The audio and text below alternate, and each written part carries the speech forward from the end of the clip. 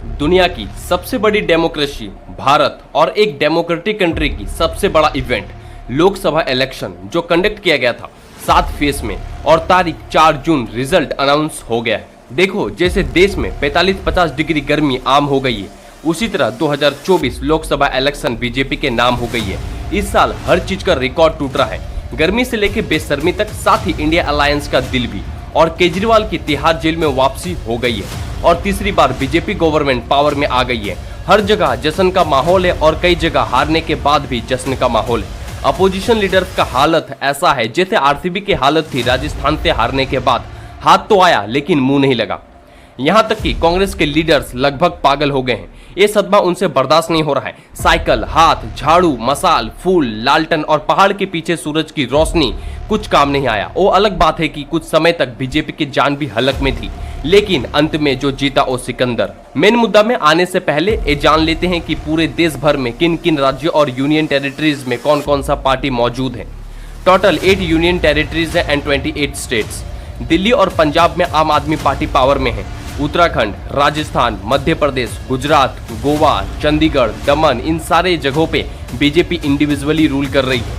और अरुणाचल प्रदेश, असम, बिहार, हरियाणा, महाराष्ट्र, मणिपुर, मेघालय, नागालैंड और पुडुचेरी, इन सारी जगहों पे बीजेपी अलायंस में है। उत्तर प्रदेश में एनडीए पावर में है, lead by BJP.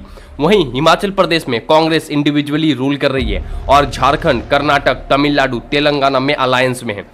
Andhra Pradesh में वाईएसआरसीपी पावर में है, केरला में एलडीएफ पावर में है, मिजोरम में जेडपीएम, उड़ीसा में बीजेडी, सिक्किम में एसकेएम, वेस्ट बंगाल में ममता दीदी का सरकार है। बोले तो टीएमसी या फिर एआईटीसी, दोनों का मतलब एक ही है। जम्मू एंड कश्मीर में प्रेसिडेंट रूल लगा हुआ है और लद्दाख, अंडमान निकोबार, लक्षद्वीप, ये सब प्रेसिडेंट रूल के अंदर आते हैं। सो बीजेपी लोकसभा इलेक्शन जीतने के मामले में हैट्रिक मार दी है, 14, 19 और 24। लेकिन इस बार जो हुआ है वो देख सुन के बीजेपी के लीडर अंधे, बहरे और गूंगे हो गए हैं। इस बार बीजेपी बहुत बुरे तरीके से जीती है। इस साल राम जन्मभूमि का उद्घाटन हुआ था, बीजेपी ने राम को लाया ये सोच के कि देश और यूपी हमें पावर में लाएगी, लेकिन यूपी ने ही बीजेपी को सबसे बड़ा धोखा दे दिया। डबल इंजन की सरकार का अंजर पंजर सब ढीला हो गया है और इस बार बीजेपी मात्र 290 पर है। अब समझ नहीं आ रहा है कि हमारे प्यारे राम किसके साथ हैं। क्या आपको पता है कांग्रेस में भी राम है। RAM stand for Rahul Gandhi, Akhilesh Yadav, Mamata Banerjee. इन लोगों ने बीजेपी की कमर तोड़ दी है। साइकिल और हाथ ने कमल को पानी में डुबो दिया है। ओवर कॉन्फिडेंस महंगा पड़ गया भाई साहब बीजेपी को। यूपी में टोटल 80 सीट है, जिसमें इंडिया को 43 एंड एनडीए को 36, अदर्स को 1। जहां पे एनडीए 80 में से 75 सीट्स का दावा कर रही थी, वहां पे आधा भी नसीब नहीं हुआ। 6 से 10 तारीख के बीच शपथ समारोह हो सकता है राष्ट्रपति भवन में, लेकिन इन 2 दिनों में क्या होगा वो देखने वाली चीज होगी। सो समझते हैं कौन कौन से स्टेट में कौन कौन सी पार्टी को कितना कितना सीट मिला है। Let's start. Total Lok Sabha seat 543 है। बीजेपी इंडिविजुअली 239 सीट जीती है, विद अलायंस मतलब एनडीए 291 सीट जीती है। इंडिया अलायंस 234 सीट जीती है, अदर्स 18। वहीं 2019 में बीजेपी इंडिविजुअल आंकड़ा 303 का था और अलायंस आंकड़ा 353 का। कांग्रेस इंडिविजुअली 52 सीट में थी और यूपीए अलायंस में मात्र 91 सीट। और इस बार 2024 इंडिया अलायंस ने कमाल कर दिया है भाई, मतलब बहुत बड़ा छलांग। So let's start. दिल्ली में टोटल 7 सीट है, जिसमें बीजेपी 7 में से 7 जीती है। गोवा में टोटल 2 सीट है, जिसमें बीजेपी 1, कांग्रेस 1। नॉर्थ ईस्ट में टोटल 25 सीट है, जिसमें NDA 13, India 7, others 5। President rule की अगर बात की जाए तो टोटल 7 सीट है, एनडीए 2, इंडिया 3, अदर्स 2। हरियाणा में टोटल 10 सीट है, बीजेपी 5, इंडिया 5। पंजाब में टोटल 13 सीट है, कांग्रेस 7, आम आदमी पार्टी 3, अदर्स 3। हिमाचल प्रदेश में टोटल 4 सीट है, बीजेपी 4। चंडीगढ़ में 11 सीट है, बीजेपी 10, कांग्रेस 1। वहीं बात की जाए अगर पश्चिम बंगाल में तो टोटल 42 सीट है, जिसमें NDA 12, 1 others and TMC 29 seat. UP में टोटल 80 सीट है, जिसमें एनडीए 36, इंडिया 43, अदर्स 1। महाराष्ट्र में टोटल 48 सीट है, जिसमें एनडीए 18, इंडिया 29 और अदर्स 1।